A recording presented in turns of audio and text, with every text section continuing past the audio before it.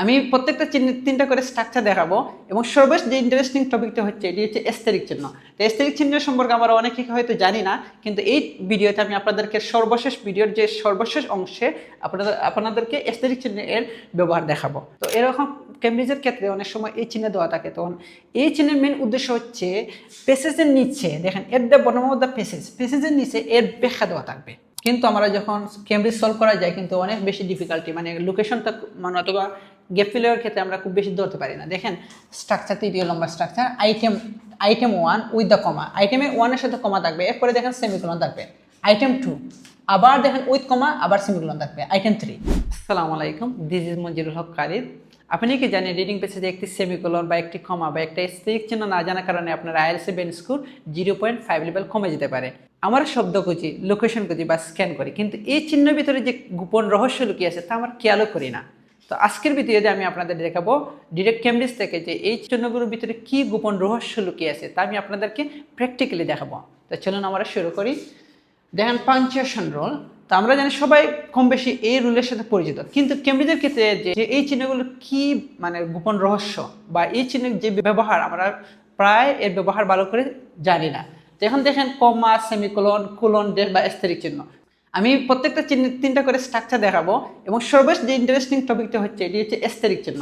তো এস্থেটিক চিহ্ন সম্পর্কে আমরা অনেকেই হয়তো জানি না, কিন্তু এই ভিডিওতে আমি আপনাদেরকে ভিডিওর যে সর্বশেষ অংশে আপনাদেরকে এস্থেটিক চিহ্নের ব্যবহার দেখাবো।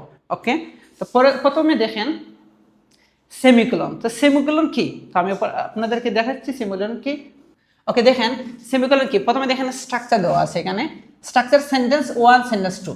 তো সেমিকোলনের ক্ষেত্রে দুইটি সেন্টেন্স দেখেন, সেন্টেন্স 1 এবং সেন্টেন্স 2, এই দুটি সেন্টেন্সের মাঝখানে আমরা সেমিকোলন বসাচ্ছি। এইটা হচ্ছে স্ট্রাকচার। তো এখানে প্রথমে স্ট্রাকচারের পূর্বে যে আমি আপনাদেরকে একটা ডিফিনিশন বা সংজ্ঞা আমি আপনাদেরকে দেখাচ্ছি। যখন দুইটি পূর্ণাঙ্গ বাক্য একে অপরের সাথে সম্পর্ক থাকে, মনে করেন একটি সেন্টেন্স আরেকটি সেন্টেন্স, এই দুটি পূর্ণাঙ্গ সেন্টেন্সের মধ্যে একে অপরের সাথে সম্পর্ক থাকবে, গভীর সম্পর্ক থাকবে, এবং তখন তাদের মাঝে কোনো লিঙ্কিং ওয়ার্ড যেমন এন্ড, বাট বা সো ব্যবহার না করে সেমিকোলন বসানো হয়। মনে করেন এন্ড না বসে, বাট না বসে, সো ব্যবহার না করে আমরা সেমিকোলন বসাবো। এখন ডিরেক্ট কেমব্রিজ থেকে আমি আপনাদেরকে একটি এক্সাম্পল দেখাচ্ছি। দেখেন কেমব্রিজ 15 বইয়ে আছে এই এক্সাম্পলটা। The cities population grow rapidly, শহরের জনসংখ্যা খুব দ্রুত বৃদ্ধি পেয়েছিল। The local infrastructure struggle to keep up, মানে স্থানীয় অবকাঠামো তার সাথে তাল মেলাতে হিমশিম খাচ্ছিল। তো দেখেন সেন্টেন্স 1, মানে এই যে সেমিকোলনে এর দুই পাশে দুইটি সেন্টেন্স আছে, সেন্টেন্স 1 সেন্টেন্স 2। তো এই দুটি সেন্টেন্সের মধ্যে একটি আরেকটার সাথে গভীর সম্পর্ক আছে, এই দুইটি মিনিংয়ের মধ্যে গভীর সম্পর্ক আছে। এই যে দুইটি মিনিংয়ের মাঝখানে আমার একটি সেমিকোলন বসেছি, যেখানে the city population grow rapidly, city population খুব বেশি বৃদ্ধি পেয়েছিল।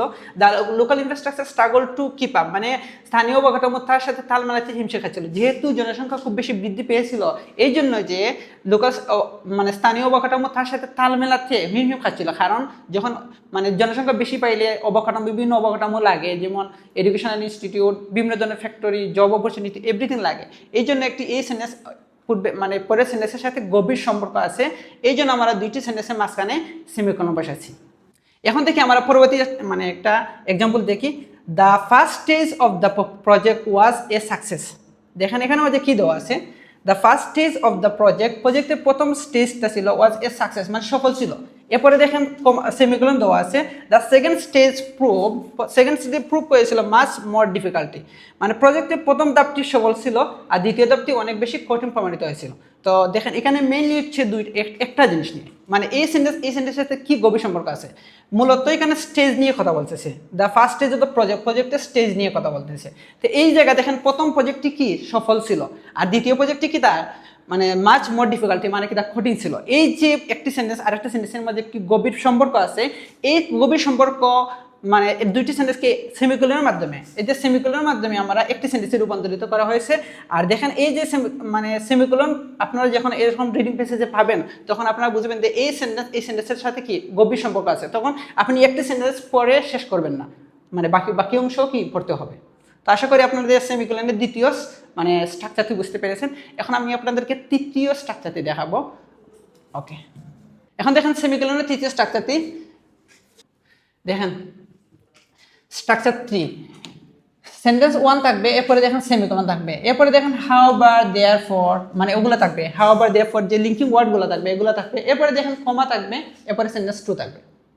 হয়তো স্ট্রাকচার দেখার পরে আপনারা হয়তো অনেকে বুঝতে পারছেন না, কিন্তু আমি আপনাদেরকে যখন এক্সাম্পল দেখাবো তখন ক্লিয়ারলি বুঝতে পারবেন। তো আগে দেখেন ডেফিনিশনটা কি, এদের সংজ্ঞাটা কি দেখি। যদি বাক্যের মাঝখানে হাউএভার দেয়ারফর বা ইন কন্ট্রাস্ট এর মতো শব্দের ব্যবহার করে দুইটি বাক্যকে জোড়া দেওয়া হয়, মানে ওই যে হাউএভার লিঙ্কিং ওয়ার্ড যেগুলো আছে ওইগুলো লিঙ্কিং ওয়ার্ডগুলো দ্বারা দুইটি সেন্টেন্সকে যখন আমরা জোড়া লাগাবো তবু ওই শব্দের আগে সেমিকোলন এবং পরে কমা বসবে। এখন আমরা দেখি ডিরেক্ট কেমব্রিজ বই থেকে দেখি।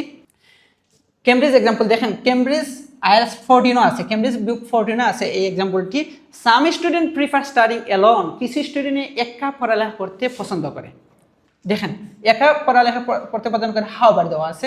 এই যে হাউএভারের পূর্বে আমরা জানি একটি কি সেমিকোলন বসেছি, আর দেখেন হাউএভারের পরে একটি কমা বসেছে, এবং other find group study more effective, অন্যরা পছন্দ করে যে মানে গ্রুপ স্টাডি বেশি কার্যকর মনে করে অন্যরা, আর কিছু স্টুডেন্ট যে একা পড়ালেখা করতে পছন্দ করে, আর কিছু স্টুডেন্ট মনে করে যে না গ্রুপ স্টাডি ভালো। তো এই যে এই সেন্টেন্সের সাথে দেখেন এখানে আমরা ডিফিনিশনে কি ছিল, যখন যদি বাক্যের মাঝখানে হাউএভার দেয়ারফর বা ইন কন্ট্রাস্টের মতো শব্দ ব্যবহার করে দুটি শব্দ বাক্যকে জোড়া দেওয়া হয়, মানে করেন আমরা কিন্তু এখানে সেন্টেন্স ইচ্ছা করলে শেষ করে দিতে পারতাম। এই হচ্ছে একটি সেন্টেন্স, এই হচ্ছে আরেকটি সেন্টেন্স, এই দুটি সেন্টেন্স, কিন্তু এই দুটি সেন্টেন্সকে আমরা হাউএভার মাঝখানে দেওয়ার মাধ্যমে আমরা জোড়া লাগিয়ে দিলাম। তো জোড়া দেওয়ার মাধ্যমে প্রথমে হাউএভারের পূর্বে আপনি সেমিকোলন ব্যবহার করতে হবে এবং হাউএভারের পরে আপনি কমা ব্যবহার করতে পারবে। এখন হাউএভারের পরিবর্তে আপনি ইচ্ছা করলে আপনি দেয়ারফর বা ইন কন্ট্রাস্ট এগুলো কিন্তু এই জায়গায় ব্যবহার করতে পারবেন। এরকম যেগুলো লিঙ্কিং ওয়ার্ড আছে আমরা এই মানে দুইটি সেন্টেন্সের মাঝখানে আমরা হাউএভার দেয়ারফর মানে নেভারদালেস অন্য কিছু লিঙ্কিং ওয়ার্ড ব্যবহার করতে পারবো। এখন দেখেন আপনারা যে যে সেম স্ট্রাকচারটি যদি আপনি রাইটিংয়ে ব্যবহার করেন, সেম স্ট্রাকচার দিন রাইটিংটি মানে গ্রামাটিক্যাল রেঞ্জ এগুরিসির ক্ষেত্রে মানে খুব একটি কার্যকর হবে, বেস স্কুল খুব একটি হাই লেভেল হবে। এখন দেখেন এটা কেমব্রিজ 14 ছিল, আরেকটি দেখেন কেমব্রিজ 16 দেওয়া আছে একটি এক্সাম্পল, টেস্ট 1 মাঝে দেওয়া আছে, আমরা দেখে নেই। দেখুন, living in a large city offer numerous career opportunity, বড় শহরে বাস করা অনেক মানে কি তা নিউমারাস ক্যারিয়ার অপরচুনিটি মানে কি কর্মসংস্থানের সুযোগ থাকে, ও খুব বেশি কর্মসংস্থানের সুযোগ থাকে যদি আপনি বড় সিটির মধ্যে বাস করেন। এরপরে দেখেন নেভারদালেস অর্থ কি তবুও, এই যে নেভারদালেস আমরা লিঙ্কিং ওয়ার্ড আছে, লিঙ্কিং ওয়ার্ডের আগে দেখেন ওদিকে সেমিকোলন ব্যবহার করা হয়েছে। নেভারদালেসের আগে সেমিকোলন এবং নেভারদালেসের পরে দেখেন ওইদিকে কমা ব্যবহার করা হয়েছে। এই যে দুটি সেন্টেন্সকে একত্রিত করা হয়েছে নেভারদালেস মানে এইটি হচ্ছে একটি সেন্টেন্স, এখানে হয়ে গেছে একটি সেন্টেন্স, যদিও দুইটি সেন্টেন্স ছিল যা নেভারদালেস মানে সেমিকোলন ব্যবহার করার মাধ্যমে দুইটি সেন্টেন্সকে একত্রিত করা হয়েছে। এখন দেখেন living in a large city over a numerous career opportunity, বড় শহরে বাস করার অনেক কর্মসংস্থানের সুযোগ দেয়। নেভারদালেস মানে কি তবুও মানে কি তার উল্টো কোনো কিছু হয়ে গেছে, আমরা মনে করবো the high cost of the living can be a significant drawback, মানে জীবনযাত্রার উচ্চ ব্যয় একটি উল্লেখযোগ্য অসুবিধা হতে পারে। এই যে লিভিং এ হাই কস্ট মানে এটা যে ছিল পজিটিভ মানে নিউমারাস অপরচুনিটি, মানে একটা বড় শহরে বাস করলে মানে অনেক নিউমারাস ক্যারিয়ার অপরচুনিটি আছে, কিন্তু মানে সেমিকোলনের পরের অংশ হচ্ছে নেগেটিভ, মানে কি তা হাই কস্টটা আছে এখানে, হাই কস্ট। তো ওই যে high cost of the living can be a significant drawback, এটা লোক একটা কি তা উল্লেখযোগ্য একটা অসুবিধা। তো আশা করি আপনাদের সেমিকোলনের যে এই দ্বিতীয় রুলটা আপনারা ভালো করে বুঝতে পেরেছেন। এখন আমরা চলে যাই সেমিকোলনের তৃতীয় রুলটি নিয়ে। এখন দেখেন এই রুলটি অনেকে আমরা কম বেশি পরিচিত এই রুলের সাথে, কিন্তু আমরা যখন কেমব্রিজ সলভ করা যায় কিন্তু অনেক বেশি ডিফিকাল্টি মানে লোকেশনটা মানে অথবা গ্যাপ ফিলের ক্ষেত্রে আমরা খুব বেশি ধরতে পারি না। দেখেন স্ট্রাকচার তৃতীয় লম্বা স্ট্রাকচার, আইটেম 1 উইথ দ্য কমা, আইটেমে 1 এর সাথে কমা থাকবে, এরপরে দেখেন সেমিকোলন থাকবে। আইটেম 2 আবার দেখেন উইথ কমা আবার সেমিকোলন থাকবে। আইটেম 3 মানে প্রত্যেকটা আইটেম যখন অনেক সময় আইটেম থাকে, কারণ আপনাদেরকে ডিরেক্ট এক্সাম্পল দেখালে বুঝতে পারবেন। দেখেন কেমব্রিজ থেকে আছে, কেমব্রিজ মানে এক্সাম্পল কন্টেক্সচুয়াল মানে এটা প্রাসঙ্গিক। The conference was attended by a researcher, মানে রিসার্চারদের দ্বারা কনফারেন্স সম্মেলনে অ্যাটেন্ডেন্স ছিলেন, রিসার্চাররা মানে সম্মেলনের মধ্যে রিসার্চাররা উপস্থিত ছিলেন। ফ্রম তারা আসছেন কোন জায়গা থেকে, মানে এসেছেন কোন জায়গা থেকে, দেখেন লন্ডন ইউকের রাজধানী একটি হচ্ছে কিনা লন্ডন। তো ওই যে ইউকে লন্ডন এই দুইটিকে কিন্তু ইউকে লন্ডন মানে একটা দেশের রাজধানী, এই জন্য এখানে কমা দেওয়া হয়েছে, কিন্তু এই যে আলাদা একটা দেশ মানে দেশের রাজধানী এখানে সেমিকোলনের মাধ্যমে কি এটাকে আলাদা করা হয়েছে। দেখেন প্যারিস হচ্ছে কি তা ফ্রান্সের রাজধানী হচ্ছে কি প্যারিস। এখন প্যারিসকে কমা দেওয়া হয়েছে এবং ফ্রান্সকে মানে ফ্রান্সের এই দুটি আইটেমকে আলাদা করার জন্য সেমিকোলন দেওয়া হয়েছে।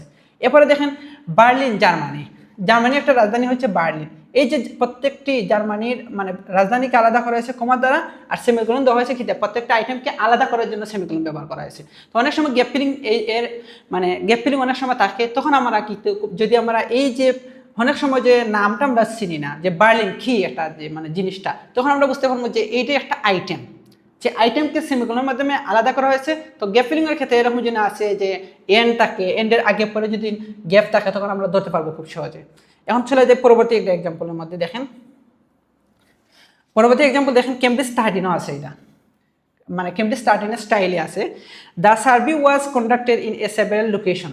দ্য সার্ভেটা ওয়াজ কন্ডাক্টেড মানে পরিচালনা করা হয়েছিল ইন সেভারাল লোকেশনস, বিভিন্ন লোকেশনের মাধ্যমে। দেখেন এস আছে এখানে মধ্যে, ইনক্লুডিং যেহেতু কয়েকটা লোকেশন, ইনক্লুডিং দেখেন ঢাকা, ঢাকা বাংলাদেশের রাজধানী, দেখেন বাংলাদেশ। এরপরে দেখেন সেমিকোলন দেওয়া আছে মানে এই আইটেমকে আলাদা করা হয়েছে। এরপরে দেখেন কলকাতা, ইন্ডিয়া, ইন্ডিয়ার রাজধানী হচ্ছে কলকাতা, এই যে এখানে দেখেন সেমিকোলন ব্যবহার করা হয়েছে।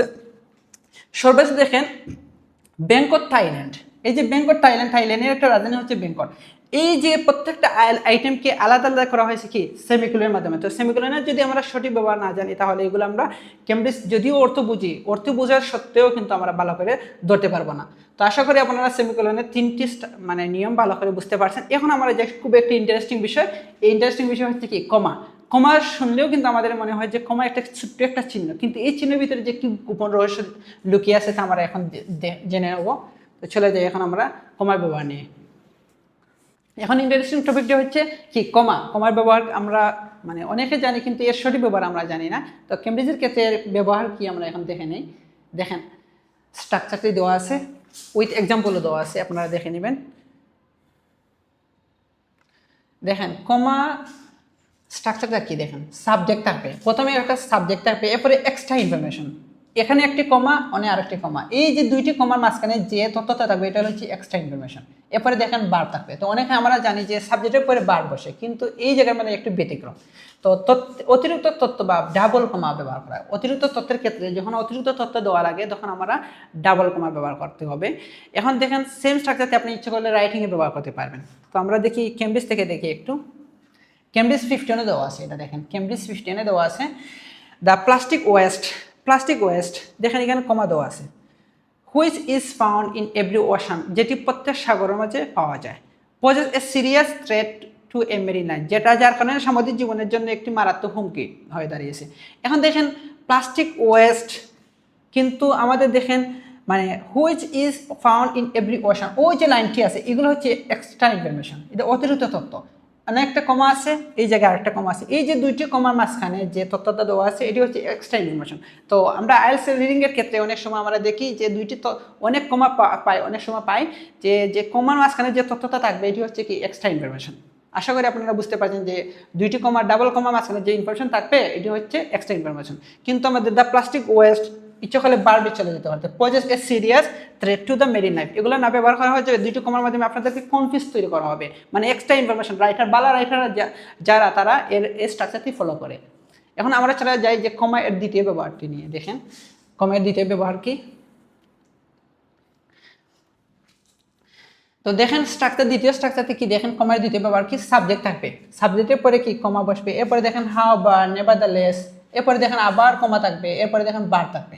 তো আমরা এই স্ট্রাকচারটি আমরা সাধারণত মানে কি রাইটিংয়ের ক্ষেত্রে আমরা খুব বেশি ব্যবহার করি। যেমন দেখি আমরা অনেক সময় ব্যবহার করি সাম পিপল, হাউ বা বিলিভ দ্যাট, অথবা আই বিলিভ দ্যাট, ওরকম আমরা অনেক সময় রাইটিং ফর এক্সাম্পল আমরা অনেক সময় বলে থাকি যে some people on the other hand think that, এটা কিন্তু রাইটিং আমরা ব্যবহার করি। তো ঠিক তেমনি আমি আপনাদেরকে কেমব্রিজ 16 থেকে দেখাচ্ছি। দেখেন দ্য ডেটার পরে দেখেন হাউবার, কিন্তু আমরা হাউবারকে কিন্তু সামনে ব্যবহার করা যেত।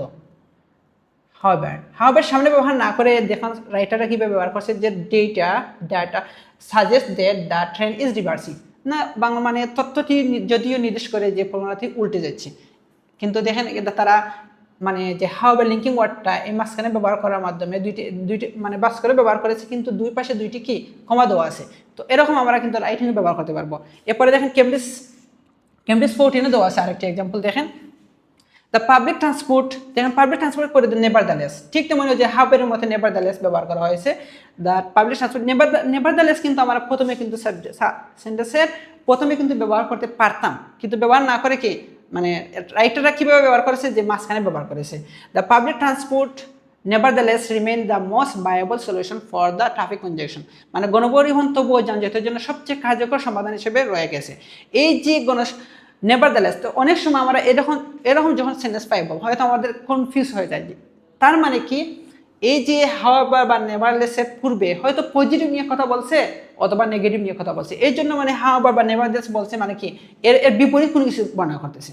যখন এর বিপরীত কোনো কিছু বর্ণনা করবে তখন নেভারলেস বা হাওয়াবার বর্ণনা করবে। তো আশা করি যে যখন গেপ ফিলিং ক্ষেত্রে, ট্রু ফলসের ক্ষেত্রে যখন আপনারা মানে পেসেজ পড়বেন তখন যখন হাওয়াবার বা নেভারলেস পাবেন, তার মানে আপনি যদি এই লাইনটির ভিতরে পজিটিভ কোনো জিনিস পান তো এর পূর্বে কন্ট্রাডিক্ট কোনো কিছু ছিল, অথবা এর পূর্বে যদি মানে এই লাইনের ভিতরে যদি আপনি নেগেটিভ কোনো কিছু পান তার মানে এর পূর্বে পজিটিভ কোনো কিছু ছিল, এটা আপনি বুঝতে হবে। ওকে, এখন আমরা যাই পরবর্তী মানে এই স্ট্রাকচারের ক্ষেত্রে। পরবর্তী স্ট্রাকচারটা কি দেখেন স্ট্রাকচার সাবজেক্ট থাকবে, এরপরে দেখেন কমা থাকবে, এরপরে ডেফিনিশন বা আইডেন্টিটি থাকবে। এটা কেউ ব্যক্তি ব্যবহৃত হয় কেমিজের ক্ষেত্রে। এরপরে দেখেন বার কিন্তু সর্বশেষ থাকবে। তো যখন কোনো ব্যক্তির বস্তু নামের ঠিক করে তার পরিচয় বা পদবি দেওয়া হয়, মেন এখানে হচ্ছে পরিচয় বা পদবি দেওয়া হয়, তখন সেই পরিচয়কে দুইটি কমার মধ্যে রাখা হয়। এখন কেমব্রিজ 411 দেখেন আছে, এটা কেমব্রিজ 11 মধ্যে আছে, আমরা দেখি নেই। The Marie Curie the winner of the 2 prizes is famous for her work on a radioactivity. ও যে একজন ব্যক্তির নাম, মেরি কুরি একজন ব্যক্তির নাম, ও ব্যক্তির ঠিক ও যে লাইনটি, এই যে একটি কমা, ওই যে আরেকটি কমা, এই দুইটি কমার মাঝখানে তাই নর কি পরিচয় বা পদবি দেওয়া হয়েছে। এখানে কি পরিচয় বা পদবি দেওয়া হয়েছে। এখানে মাঝে অর্থের দিক দিয়ে আমরা দেখি the winner of the 2 Nobel prices, তাই নিয়ে 2টি পুরস্কারের বিজয়ী। ওই যে তাই নিয়ে এটা পরিচয় না, দুইটি মানে নোবেল প্রাইজের বিজয়ী, মানে কি তাই নিয়ে এটা একটা তাই নিয়ে পরিচয়। ইজ ফেমাস, দেখেন এই যে বার আমরা জানি সর্বশেষ থাকবে, এই দেখেন is famous for her work on the radio activity, তাই ফেমাস কিসের জন্য, রেডিও অ্যাক্টিভিটি দেখেন, মানে কি তা তেজস্ক্রিয়তার ওপর তার কাজের জন্য বিখ্যাত, মানে তাই নিয়ে কি তেজস্ক্রিয়ার জন্য কি কাজ করছেন এই জন্য তাই বিখ্যাত। তো আমরা জানি এই মাঝের যে অংশটা থাকবে এই অংশটি হচ্ছে কি তাই ডেফিনেশন বা আইডেন্টিটি। তো ডাবল কমার মাঝখানে যে অংশটি হচ্ছে এগুলো কি তাই হয়তো ডেফিনেশন কোনো সংজ্ঞা থাকবে অথবা আইডেন্টিটি। এখন দেখেন এর পরবর্তী স্ট্রাকচারটা কি দেখেন মেইন ক্লোজেস থাকবে, মেইন ক্লোজের পরে দেখবেন কমা থাকবে, এরপরে বার প্লাস আইনজি বা এক্সটেনশন থাকবে। তো এই স্ট্রাকচারটি আমরা একটু ইমপ্লিমেন্ট করি এই কেমব্রিজ 15 মধ্যে আমরা পেয়েছি। The factory close down in 2001, মানে ফ্যাক্টরিটা 2010 সালে কি বন্ধ হয়ে গিয়েছিল, যে ক্লোজ 2010 সালে ফ্যাক্টরিটা ক্লোজ ডাউন মানে কি বন্ধ হয়ে গিয়েছিল। এরপরে দেখেন কমা দেওয়া আছে, এখানে এই যে কমা দেওয়া আছে living 100 of the people unemployed, যার ফলে শত মানুষ বেকার হয়েছিল। ফ্যাক্টরিটি বন্ধ হয়েছিল 2001 সালে, the living 100 of the people unemployed. এই যে স্ট্রাকচারটি, এই স্ট্রাকচারটি আমরা মানে এত ব্যবহৃত হয় কেমব্রিজে, আপনারা মানে রিডিং পেসেজ পড়লে বুঝতে পারবেন। দ্য মেইন প্রজেক্ট, এই যে কমা দেওয়া আছে, এই কমার পরে যা ইনফরমেশন এগুলো হচ্ছে অতিরিক্ত তথ্য। এই যে কমার পরে যেগুলো যা ইনফরমেশন থাকবে অতিরিক্ত তথ্য, মানে এক্সপ্লেনেশন, মানে মোট কথা লেগে এক্সপ্লেনেশন, মানে এই যে মেইন ক্লোজের পরে যা কমা থাকবে, কমার পরে মানে বার প্লাস আইনজি দ্বারা শুরু হবে, মানে কি এই সেন্টেন্সের এক্সপ্লেনেশন মানে আরো ব্যাখ্যা দিচ্ছে। তো এখানে মাঝে দেখেন the factory close down in 2021, কারখানাটি 2010 সালে বন্ধ হয়ে যায়। কারখানাটি 2010 সালে বন্ধ হয়ে গিয়েছিল। লিভিং মানে কি তা living 100 of the people unemployed, যার ফলে শত মানুষ বেকার হয়েছিল। এই যে যার ফলে শত মানুষ বেকার হয়েছিল, এটা হচ্ছে কি মানে এই লাইনের প্রথম লাইনের কমা এর পরে অংশটি হচ্ছে মানে ব্যাখ্যা বা এক্সপ্লেনেশন। তো আশা করি আপনারা যে কমা এর স্ট্রাকচারটি, কমা এর দ্বিতীয় স্ট্রাকচারটি বুঝতে পারছেন। এখন আমরা যাবো কমা এর তৃতীয় স্ট্রাকচারটি নিয়ে। ওকে, আশা করি আপনারা কমা এর তৃতীয় স্ট্রাকচারটি বুঝতে পারছেন। এখন আমরা যাবো পরবর্তী যে ইন্টারেস্টিং টপিকটি হচ্ছে সেটি হচ্ছে ড্যাশ নিয়ে। তো ড্যাশ নিয়ে কি আমরা দেখি এখন ড্যাশ। এখন যে ইন্টারেস্টিং টপিক সেটি হচ্ছে ড্যাশ। তো ড্যাশের ব্যবহার আমরা যে কেমব্রিজের ক্ষেত্রে কীভাবে ব্যবহার করা হয়, অর্থাৎ আমরা তো ড্যাশ প্রায় সময় রিডিং যখন আমরা পেসেজ পড়ি তখন প্রায় সময় ড্যাশের ব্যবহার মানে ড্যাশের ব্যবহার দেখতে পাই, কিন্তু এর সঠিক মিনিংটা আমরা জানি না। তো এখন শিখে নেব এর সঠিক মিনিংটা। দেখেন সঠিক মিনিংটা দেওয়া আছে, প্রথমে রুল দেওয়া আছে, এরপরে এক্সাম্পল দেওয়া আছে কেমব্রিজ থেকে ডিরেক্ট। দেখেন সাবজেক্ট, প্রথমে সাবজেক্ট থাকবে, এরপরে দেখেন মানে ড্যাশ থাকবে, এরপরে দেখে এক্সট্রা ইনফরমেশন। এই যে আরেকটা ড্যাশের মাঝখানে যে তথ্যটি আছে এটি হচ্ছে অতিরিক্ত তথ্য। তো অতিরিক্ত, এরপরে দেখেন লাস্টে বার থাকবে। তো যখন বাক্যের মূল কাঠামোর মাঝখানে কোনো অতিরিক্ত তথ্য দেখেন, যখন বাক্যের মাঝখানে অতিরিক্ত তথ্য বা তথ্য যোগ করা হয়, এটি অনেকটা কমা বা ব্র্যাকেটের মতো কাজ করে, কিন্তু তথ্যের উপর বেশি গুরুত্ব দেয়। দেখেন কেমব্রিজ 15 দেওয়া আছে, কেমব্রিজ 15 থেকে আমি একটা এক্সাম্পল নিয়ে এসেছি। দ্য লোকাল রেজিডেন্স, স্থানীয় যে বাসিন্দারা, লোকাল রেজিডেন্স মানে স্থানীয় বাসিন্দারা, এই দেখেন একটা হাইফেন দেওয়া আছে, এই দেখেন আরেকটি হাইফেন দেওয়া আছে, হাইফেনের পরে কি বার দেওয়া আছে। তো এই যে মাঝখানে যে তথ্যটি আছে, many of whom had live there for a decade, মানে তারা মানে অনেক ডিকেড ধরে তারা এই জায়গার মধ্যে বাস করতেছিল, এই যে বাস করেছিল, এই যে জায়গা জিনিসটা হচ্ছে মানে মাঝখানে যে অংশটি হচ্ছে এটি হচ্ছে অতিরিক্ত তথ্য। ওই যে এখানে আসলে যে মাঝখানে যে দুটি দেশের মাঝখানে যে তথ্যটি হচ্ছে এটি অতিরিক্ত তথ্য, এই মাঝখানে তথ্যটি হচ্ছে অতিরিক্ত তথ্য। এরপরে we are reluctant two move, মানে স্থানীয় বাসিন্দারা যাদের মধ্যে অনেকে কয়েক দশক ধরে সেখানে বাস করেছিলেন স্থানান্তরিত হতে অনিচ্ছুক ছিলেন। তো যে দ্য লোকাল রেজিডেন্স, এরপরে আমরা বার থেকে শুরু করতে পারি যে local residence we are reluctant to move, মানে স্থানীয় বাসিন্দারা কি মানে বাস করতে মানে স্থানান্তরিত হতে অনিচ্ছুক ছিলেন। এরপরে মাঝখানে যে অংশটি হচ্ছে এটার অর্থ কি দেখেন, many of whom had live there for a decade, মানে যারা অনেক বছর ধরে বাস করেছিল। যে এই যে মাঝখানে তথ্যটি, এই মাঝখানে তথ্যটি হচ্ছে অতিরিক্ত তথ্য। তো আশা করি আপনারা এই যে স্ট্রাকচারটি বুঝতে পারছেন। এখন আমরা চলে যাই পরবর্তী স্ট্রাকচারের মধ্যে। দেখেন দেশের এর পরবর্তী মানে নিয়মটা কি দেখেন, আমরা দেখে নিব এখন। দেখেন পরবর্তী নিয়মটা,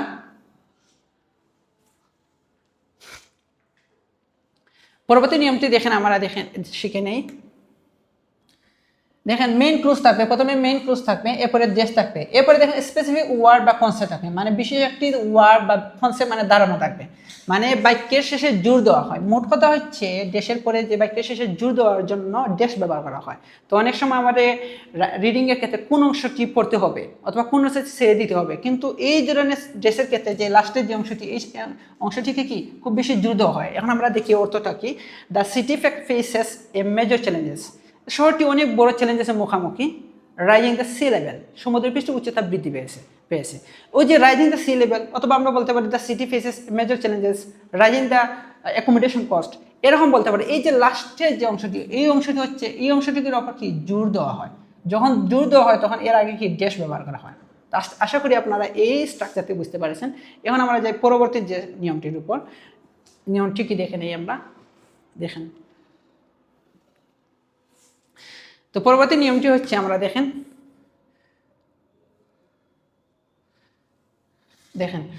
লিস্ট অফ আইটেম, মানে এই স্ট্রাকচারটা হচ্ছে লিস্ট অফ আইটেম, মানে কি একটা আইটেম থাকবে মানে অনেকগুলো লিস্ট থাকবে, এরপরে দেখেন সামারি স্টেটমেন্ট থাকবে। তো সামারি তো আমরা জানি সারাংশ। যখন বাক্যের শুরুতে একটি তালিকা থাকে, যখন বাক্যের শুরুতে একটা তালিকা থাকে এবং দেশ দিয়ে সেই তালিকায় একটি সাধারণ নাম বা সারাংশ দেওয়া হয়। এখন আমরা দেখবো মূল সারাংশটা কি। তো কেমব্রিজ 70 রিডিংয়ের মধ্যে এই স্ট্রাকচারটি দেওয়া আছে। দেখেন হোমস মানে কি বাড়ি, গড় বাড়ি, ক্রপস মানে কি তার ফসল, এবং দেখেন লাইভলিহুড অর্থাৎ কি তার জীবিকা। এই যে তিনটি আইটেম আছে না, এরপরে দেখেন দেশ দেওয়া হয়েছে। Everything was loss in the flood, সব বন্যা সব কিছু হারিয়ে গেছে। এই যে হোম, ক্রপস, লাইভলিহুড, এই প্রত্যেকটা জিনিস কি তার বন্যা হারিয়ে গেছে। এই যে তিনটি জিনিসের এই যে পরের অংশটি কি, এই অংশটিকে হচ্ছে কি সামারি বা আমরা জানি কি সাধারণ নাম মানে পরের যে অংশটি থাকবে কি এটি হচ্ছে হয় সামারি বা সাধারণ নাম দেওয়া থাকবে। তো এরকম আমরা কেমব্রিজের ক্ষেত্রে অনেক জিনিস দেখতে পাই। তখন আপনারা মানে একটা গ্যাস করতে পারবেন, মানে প্রিডিকশন করতে পারেন পরবর্তী অংশটি অর্থ বুঝে না বুঝে মোটামুটি প্রিডিকশন করতে পারবেন যে পরবর্তী অংশ কি বর্ণনা করা হয়েছে। তো যদি আপনি এই নিয়ম না জানেন তাহলে তো হয়তো অর্থ জানবেন অথবা হাফ অর্থ জানবেন, কিন্তু যে প্রিডিকশন বইয়ের মেইন মানে রাইটারে কি বর্ণনা করতেছে এদের পারপাসটা আপনারা জানতে পারবেন না। তো এখন আমরা চলে যাই পরবর্তী নিয়মের মধ্যে। দেখেন পরবর্তী নিয়মটা কি, দেখেন এস্টেরিস্ক।